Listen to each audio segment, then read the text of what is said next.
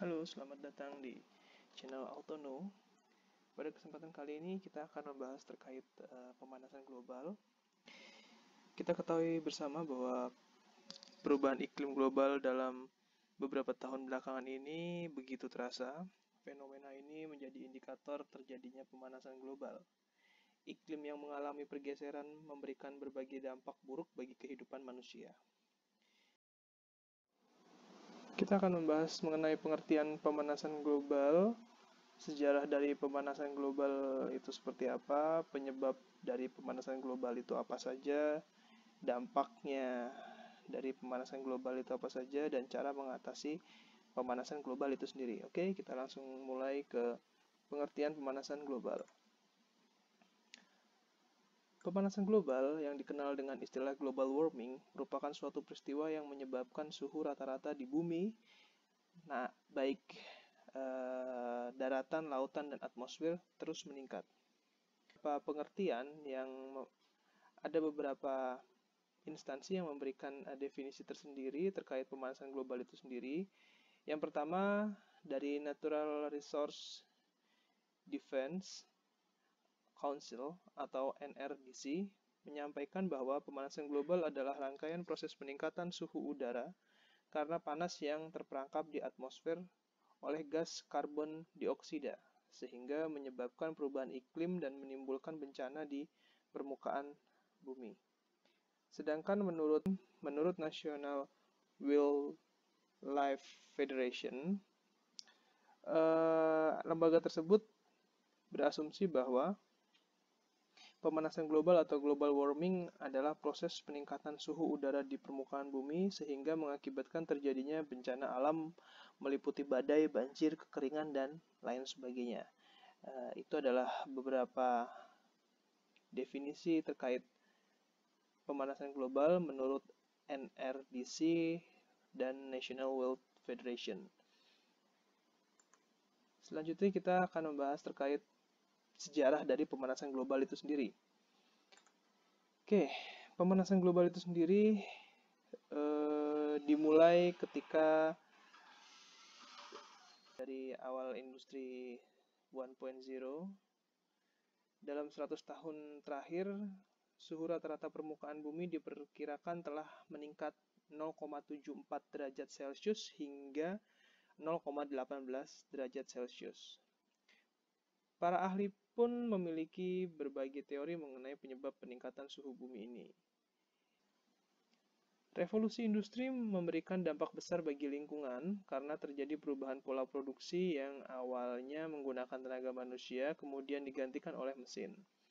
Mesin digunakan karena memberikan efisiensi yang menjadikan keuntungan bagi perusahaan itu tersendiri dan lebih besar dibanding menggunakan tenaga manusia. Akan tetapi, penggunaan mesin yang memakai bahan bakar fosil akan menghasilkan gas buang yang menyebabkan gas rumah kaca, sedangkan gas rumah kaca yang dimaksud meliputi uap air, metan, karbon dioksida, nitrogen oksida, klorofluorokarbon, dan sebagainya. Sesuai dengan data dari Badan Pengamat Perubahan Iklim Dunia atau Intergovernmental Panel of Climate Change atau IPCC yang telah melakukan serangkaian penelitian, mereka membuat kesimpulan bahwa kemungkinan besar peningkatan suhu rata-rata di bumi di abad ke-20 disebabkan oleh efek rumah kaca akibat dari aktivitas manusia. Kegiatan yang dimaksud adalah segala hal yang dilakukan manusia sehingga menghasilkan emisi atau gas buang seperti polusi kendaraan bermotor, asap pabrik, dan lain sebagainya. Sejak awal revolusi industri, kadar polutan di bumi kian bertambah, seperti konsentrasi karbon dioksida di atmosfer bertambah hingga 30%, konsentrasi metan bertambah 15%, serta asam nitrat konsentrasinya meningkat hingga 15%. Itu tadi sedikit sejarah terkait pemanasan global, peningkatan suhunya, dan juga peningkatan gas rumah kaca yang mempengaruhinya. Selanjutnya kita akan membahas terkait penyebab dari pemanasan global itu sendiri. Penyebab dari pemanasan global itu sendiri, ada beberapa hal yang dianggap dapat menyebabkan pemanasan global, meski masih banyak disanggah, tidak bisa dipungkiri bahwa kenaikan suhu tetap terjadi dan dipengaruhi oleh beberapa hal. Beberapa hal tersebut diantaranya adalah yang pertama adalah efek rumah kaca yang tadi sempat dibahas, lalu juga peningkatan polusi. Oke, kita akan membahas terkait efek rumah kaca. Terjadinya efek rumah kaca adalah sebagian panas dari matahari dipantulkan, sebagian lagi terperangkap di dalam atmosfer karena adanya gas-gas rumah kaca tadi yang terdiri dari CO2, metan, dan gas-gas lainnya di atmosfer yang memperangkap panas itu sendiri. Efek rumah kaca dianggap berkontribusi tinggi terhadap naiknya suhu bumi. Energi panas yang dihasilkan oleh matahari seakan terjebak pada permukaan bumi sehingga suhu bumi secara keseluruhan meningkat. Saat permukaan bumi menerima cahaya dari matahari, cahaya tersebut akan berubah menjadi energi panas yang menghantarkan yang dapat menghantarkan seluruh permukaan bumi. Permukaan ini menyerap sebagian panas dari cahaya matahari, namun sebagian lainnya dilepas atau dipantulkan kembali ke luar angkasa dalam bentuk radiasi inframerah. Pada peristiwa efek rumah kaca, panas yang dipantulkan oleh permukaan bumi tersebut tidak dapat menembus atmosfer bumi. Sebabnya terjadi penumpukan elemen gas rumah kaca di atmosfer seperti karbon dioksida, uap air, sulfur dioksida, dan juga metan. Gas rumah kaca tersebut akan memantulkan energi panas yang tadinya dilepas oleh permukaan bumi kembali ke permukaan bumi. Akibatnya seperti di gambar di depan ini, dia memantul tidak bisa keluar.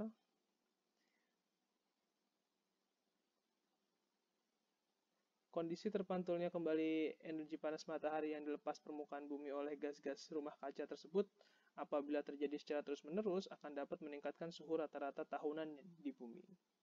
Sebenarnya efek rumah kaca juga sangat penting bagi makhluk hidup di bumi. Lapisan ini bermanfaat untuk tetap menjaga suhu permukaan bumi agar tetap hangat dan menjadi lingkungan yang dapat ditempati kehidupan. Suhu rata-rata bumi saat ini sekitar 15 derajat Celcius, namun apabila tidak ada efek rumah kaca, maka suhu bumi akan turun drastis di angka minus 18 derajat Celcius. Jadi, untuk pemahaman lebih sederhananya, untuk teman-teman, efek rumah kaca itu kalau kita lihat di kehidupan sehari-hari seperti kalau teman-teman itu berada di dalam sebuah mobil di bawah terik matahari. Pasti suhu di dalam mobil itu akan menjadi lebih panas dibandingkan suhu di luar mobil. Karena panas matahari yang masuk melalui kaca tersebut tidak semuanya bisa dipantulkan keluar, namun terjebak di dalam kabin mobil tersebut yang mengakibatkan suhu di dalam mobil akan menjadi lebih panas. Pertama adalah efek rumah kaca, selanjutnya terkait peningkatan polusi. Pencemaran udara akibat gas buang kendaraan bermotor sebagian besar berasal dari bahan bakar fosil. Hasil pembakaran bahan bakar fosil seperti bensin solar menjadi salah satu penyebab peningkatan jumlah gas rumah kaca pada atmosfer. Namun tidak hanya polusi dari kendaraan bermotor, sebab sektor pertanian, peternakan, dan perkebunan juga berperan dalam kenaikan gas rumah kaca. Misalnya peternakan sapi yang menghasilkan gas metan, kemudian pupuk yang digunakan para petani kebanyakan menggunakan gas nitrooksida, sama halnya dengan limbah, baik dari sumber industri ataupun rumah tangga. Limbah atau sampah yang dihasilkan juga melepaskan gas karbon dioksida dan juga metan ke atmosfer dalam jumlah yang besar. Kegiatan lain yang juga meningkatkan kadar gas rumah kaca adalah kegiatan pembakaran hutan. Asap yang dihasilkan akan berubah menjadi gas rumah kaca. Selain itu, penebangan hutan dapat pula mengurangi kemampuan pohon untuk menyerap karbon dioksida. Jadi, gas rumah kaca tadi. Selanjutnya kita akan membahas terkait dampak pemanasan global. Dampak dari pemanasan global sendiri, dia berdampak pemanasan global sangat beragam, baik dalam lingkungan alam hingga dampak terhadap makhluk hidup yang ada di bumi.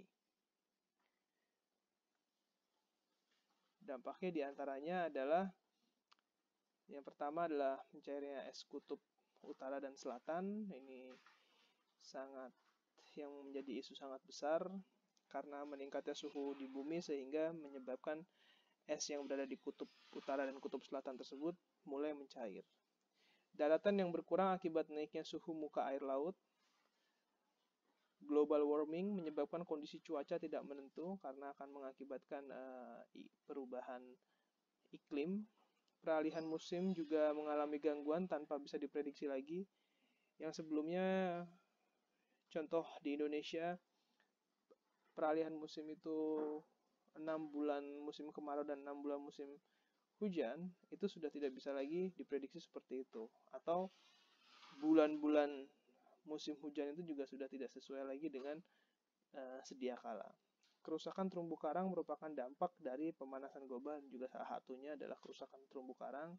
Banyak spesies hewan yang punah akibat kesulitan dalam beradaptasi dengan suhu yang semakin tinggi.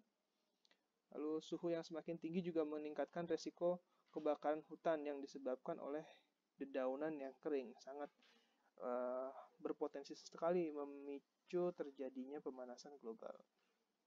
Sangat berpotensi sekali memicu terjadi yang namanya kebakaran hutan.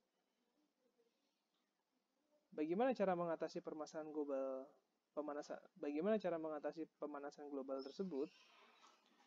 Yang pertama, dapat mengurangi pemakaian bahan bakar fosil guna mengurangi kadar gas rumah kaca yang dihasilkan oleh asap kendaraan bermotor. Yang kedua, mengurangi konsumsi daging yang dihasilkan dari peternakan karena memproduksi gas metan yang dilepas ke atmosfer. Yang ketiga, tidak melakukan penebangan dan pembakaran hutan agar tidak memperburuk efek rumah kaca dan tidak merusak daya serap air oleh tanah. Yang keempat, mengganti kebiasaan yang lebih ramah lingkungan. Dari kegiatan tersebut, kita ingin mencapai kelestarian lingkungan. Banyak pihak yang menganggap pemanasan global sebagai suatu propaganda dan bukan sebagai fakta. Tetap saja kondisi lingkungan di sekitar kita akan menjadi lebih baik apabila kita menerapkan cara-cara yang sudah dijelaskan tadi. Dampak positifnya, kelestarian bumi akan terus terjaga hingga generasi yang akan datang. Mungkin itu aja yang bisa disampaikan untuk kesempatan kali ini. Assalamualaikum warahmatullahi wabarakatuh.